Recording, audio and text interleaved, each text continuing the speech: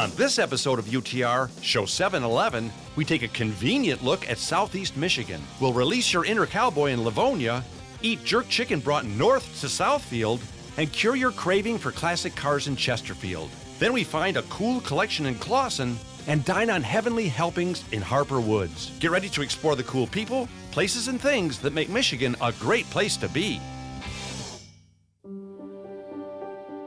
It's human nature to plan ahead, but sometimes our best ideas come when there's no plan at all. When we just go with the flow and let the day unfold as it was meant to be. A day on the water, soaking up the sun. A day we leave up in the air. Yesterday, this was just a last-minute idea. Today, our big surprise is pure Michigan. Your trip begins at michigan.org. Additional support provided by the Ann Arbor Area Convention and Visitors Bureau. Visit annarbor.org as your gateway to Chelsea, Dexter, Manchester, Milan, Saline, Ypsilanti, and Ann Arbor. And by Rogers City and Presque County. Miles of pristine beaches and shoreline, historic lighthouses, magnificent waterfalls, scenic parks and trails. Michigan's year-round vacation wonderland. I've been around the world, but there's one place I keep coming back to. And the more I explore, the more I realize it's the place to be. I'm Tom Dalton, and this is Under the Radar Michigan.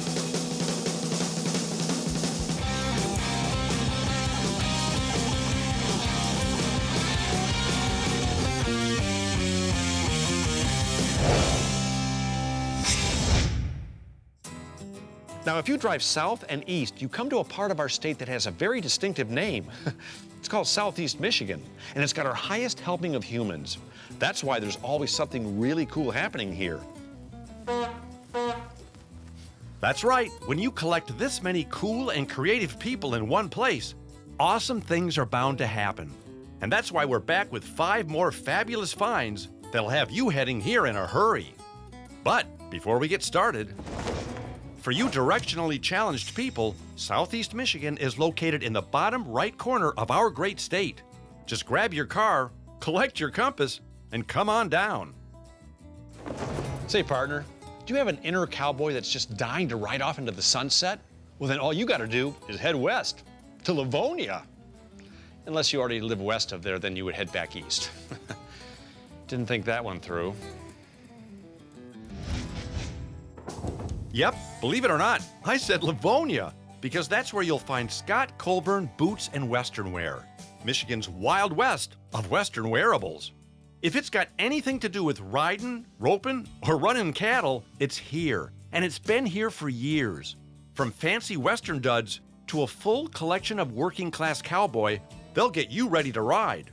Heck, their selection of cowboy boots stretches a country mile. I had a chance to ride shotgun with Sarah Colburn because, well, her family founded the place. Howdy, ma'am. Howdy, sir. Welcome. I've always wanted to do that. Are you a real cowgirl? Or did you just grow up as in the store? Well, I did ride when I was younger, but my father was a square dance caller. I was going to say, I think he's the reason why we all learned square dancing On when Fridays. when we were in elementary school. We all learned because he made it real popular in this area. Can you square dance?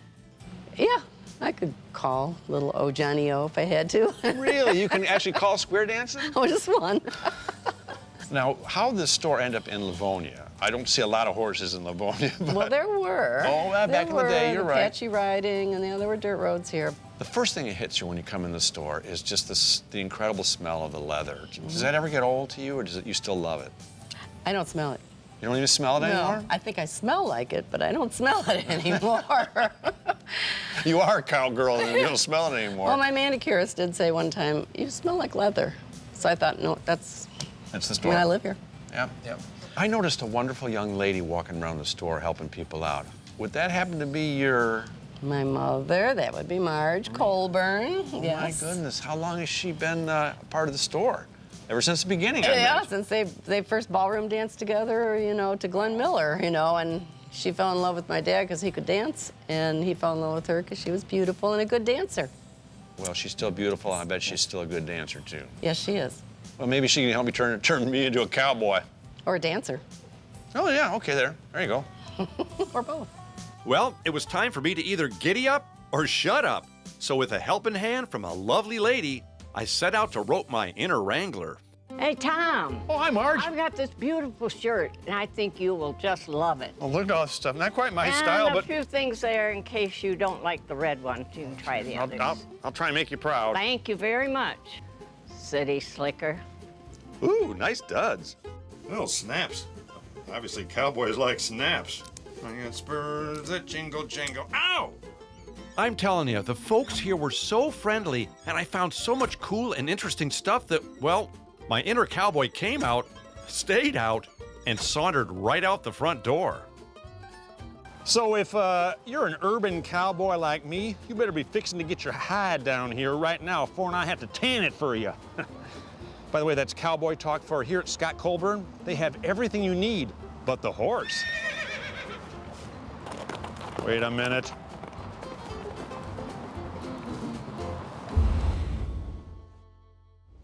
If you've ever been to Jamaica, you know they have a very distinctive dish there called jerk chicken, and I love it. But you don't have to go to Jamaica to have it, because I found a place where you can get the real deal right here. Yeah, man. Welcome to Jamaican Fenton's Jerk Chicken Restaurant, a casual corner in Southfield where you can feast on all the creative cuisine from this Caribbean country. Now, if you've never had food from Jamaica before, it's fun, flavorful, and full of island spices. Fenton Brown is the authentic islander who owns this Jamaican-inspired joint. And even though he serves up a fantastic jerk chicken, he's a real nice guy. I gotta tell you, I'm impressed that you actually use an outdoor grill. Tom, I tell you this, the only way to do a very, very fantastic Jamaican jerk chicken tradition, you have to do an outdoor grill. Well, and plus this is a well-seasoned grill, and a well-seasoned grill is a happy grill. Happy grill. Yeah. So what we're gonna do here, we have a lovely half a chicken. Yeah. And we're gonna put a chicken in the grill here. Aha. Ready? And we grill it not to cook. We just grill it to make it have the smoke taste to it. Yeah. And you'll see here, then we put the first one on, we put the Now, second where did the name jerk chicken come from? Were these ill-tempered chickens, or? The jerk came from the sauces and the herbs that you make to use to season the chicken. Gotcha, okay. Anyone can say, okay, I know how to do jerk chicken, but you have to do the right herbs and the right season. Without it, it's not. Hey, how long did it take you to get used to the Michigan climate? Oh, I still haven't got used to it. You know, I'm living in this part of the state for 40 years. Oh, wow. And I still have not get used to this wonderful weather. I've been here a little longer, and I can't get used to it either. But you know what? I love it. Believe it or not, and I'm telling you the truth, I would never live in any other state more than Michigan. I just love it. This is home. This is home for me. Well, so with jerk chicken, what are the special Can you tell me, or do I have to be a Jamaican citizen? No. I'm American citizen. So Oh, there you go. Okay. A traitor. Alrighty. You see all these here? This is herbs and spice that came straight from Jamaica. So you use genuine Jamaican spices? Oh my God, yeah, 100%. Wow. Ginger, garlic. You use rosemary, you use thyme. Yeah. What I would do, every Monday morning, I would go to the Eastern Market and pick up my fresh herbs. Right. And I'd come back in and I'll have it for a whole week, my fresh herbs. Yeah. Then, secondly, I make my own jerk season. I do not buy the store-bought. Oh, you have your own blend that you use. That makes a big difference. That make a big difference. So right now, there's no jerk in these. It's just the seasoning. Oh. So I marinate these here like the wings from last night in lemon and vinegar and olive oil. Well, what makes it jerk then? The pepper. Oh, we'll do that inside. Inside. So Okay. after we do this, we'll take it off. When it's half cooked, we'll take it off. Then you apply the jerk to it. Let me go get a pencil. I want to write this down. No, I can't do that. You have it on tape anyway. The whole time we were there, folks were lined up to enjoy these island-inspired eats. If your edible endeavors are stuck in a rut, jump in the car and jam on down to Jamaican Fenton's Jerk Chicken Restaurant. It's a tropical treat that's a whole lot of fun to eat. Irie. If you've got a chronic craving for classic cars and you want to do something about it, well, there's no reason to stall. Well, not until you get to this place. Stahl's Classic Auto Museum in Chesterfield is a place you just have to see to believe. It's a one-stop eye candy auto shop where you can get your car fix, well, permanently fixed. John Lauder is the curator here at the museum, and he was the perfect motorhead to help me get a handle on this great place. We have gotten so many emails about this place from people in the past couple of years. Now that I'm here, I totally get it. I might send myself an email. Well, you should. How did this collection come to be? Well, Mr. Stahl had a very successful business that was growing, and he needed more property for his employees to park on.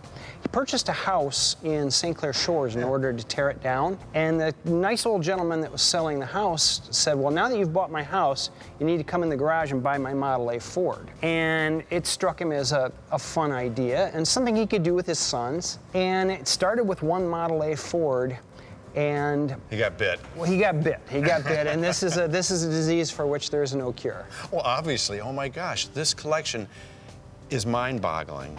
What does it take to maintain a collection like this? It takes perseverance, because time is not our friend. Time's kind of working against us, and these cars are mostly all restored.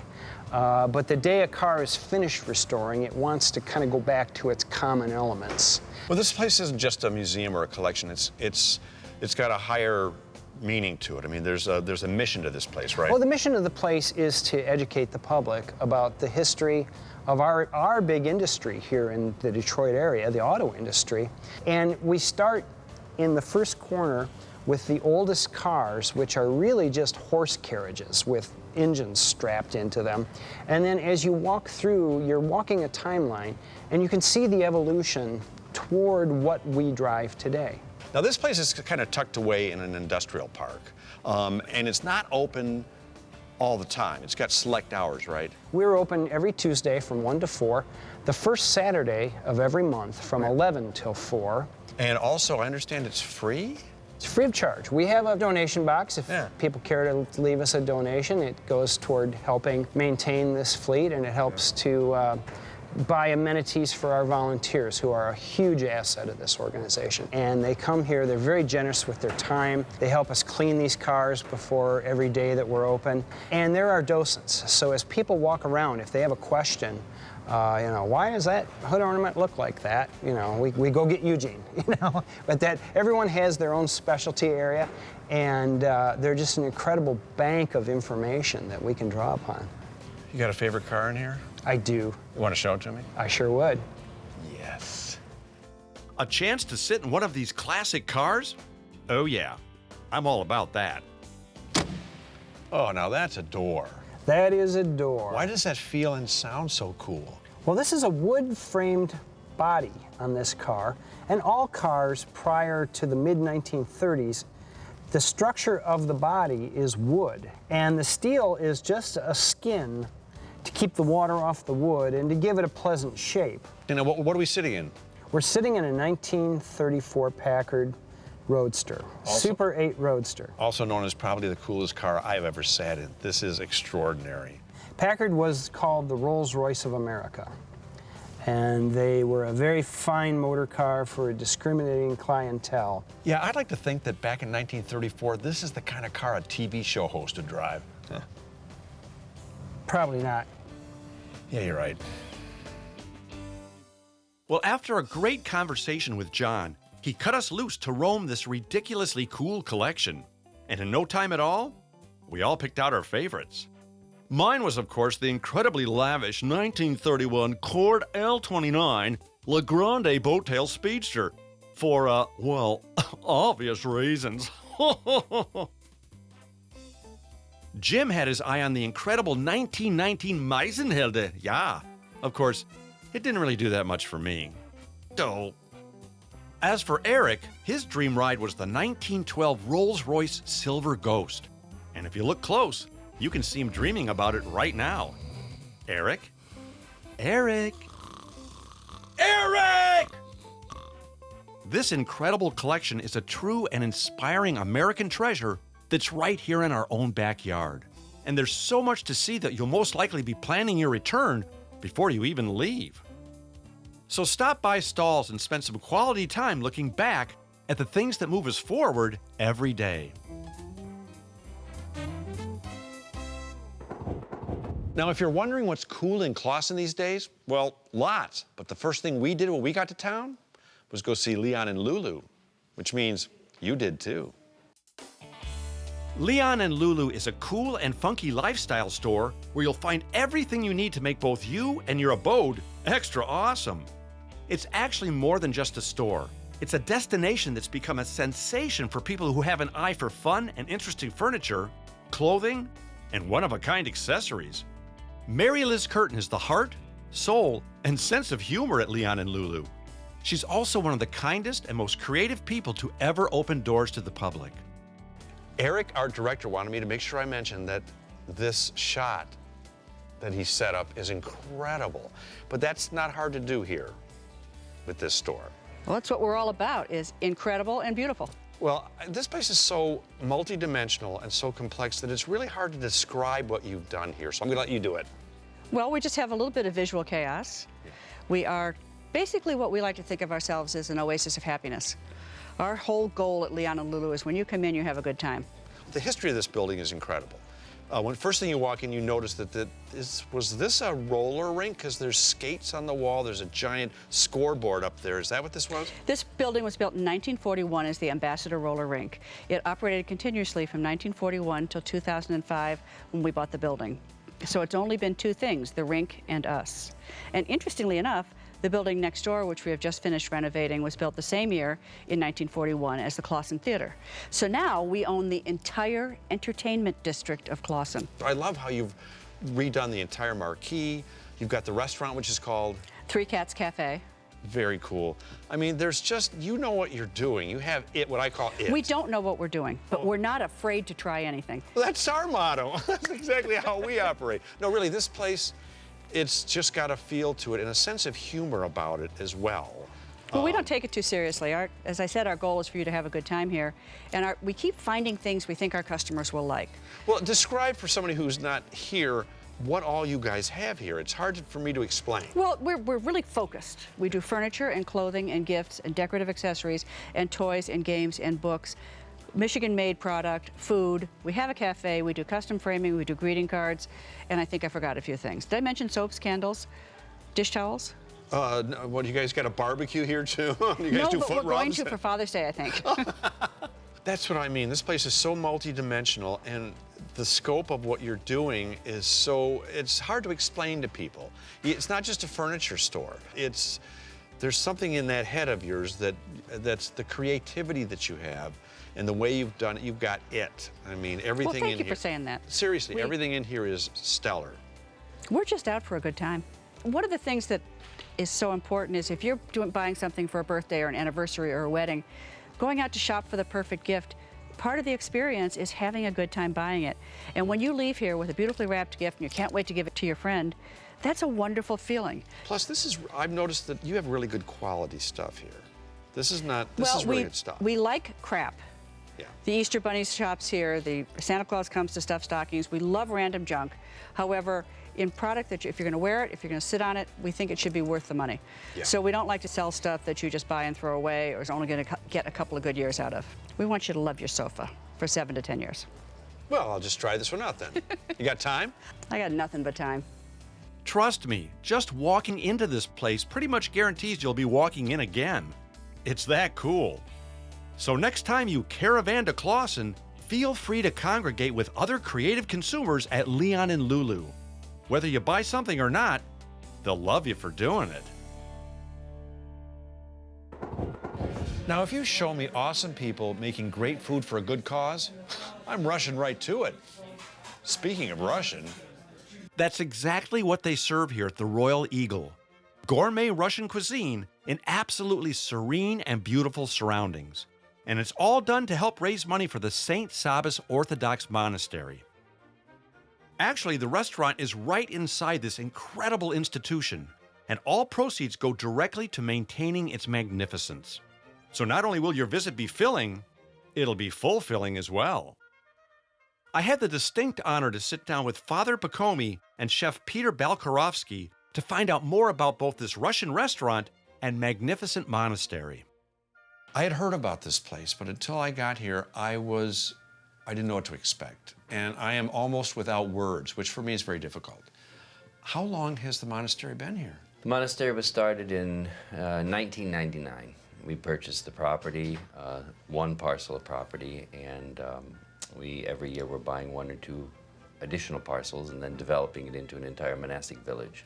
Well, the fact that it's tucked away in a little suburban neighborhood is mind-boggling. You're driving down this little street with these nice little manicured homes and lawns, and then all of a sudden there's this magnificent monastery. And when you're in here, it feels like it's been here 100 years. Well, the design of the monastery is in a European style, so it has that flavor of old world, so it feels like it's been around a long time. And the restaurant is here primarily to support the monastery. Yes, it is fundraising. How did that come to be? As father was building the monastery, for a while they were offering these tours with the small luncheons, and I found out they were looking for someone who could explore this idea and take it up to the next level. So, and about 10 years ago, we opened up this fine dining restaurant to help raise the funds for the monastery. Yeah, speaking of the monastery, when you took us in the chapel, I was amazed. I don't think I've seen anything quite that beautiful. Most people don't expect it in the metropolitan Detroit area. I mean, there's cathedrals. The Anglicans have a cathedral, the Roman Catholics have a cathedral. Everyone has a cathedral, and you expect certain style of architecture, but then when you come here and you walk inside and you think, wow, this is unbelievable. The grounds here, you have how many acres? About 8 acres, approximately 8 acres. Well, maybe less. We have, I think, 9 parcels, and they're a little over 3/4 of an acre apiece, so. And the public can come here to pray or reflect? It is open to the public on Saturday evenings and Sundays. Most of the time it's closed, and it's just for the monastic community. We do services 2 to 3 times a day. But for public touring, it's opened on Thursday with the restaurant. And speaking of the restaurant, it's beautiful in here. And the attention to detail is incredible. The food is primarily Russian? Russian and Eastern European, yes. Now, is that something you specialized in, or?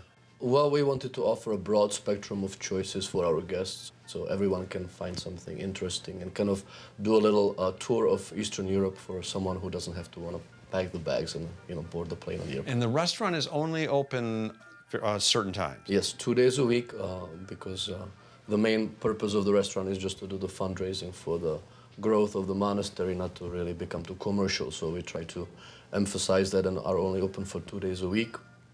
And we offer Russian high tea every Tuesday and Thursday, and then Thursday night for dinner. Now, how many monks are here at the monastery? You know, it comes and it goes. We can have anywhere from 5. We've had 7. Right now we have 2. We have 2 more coming. They come, they go. So it's kind of a down place to relax for the other monks and bishops and so forth.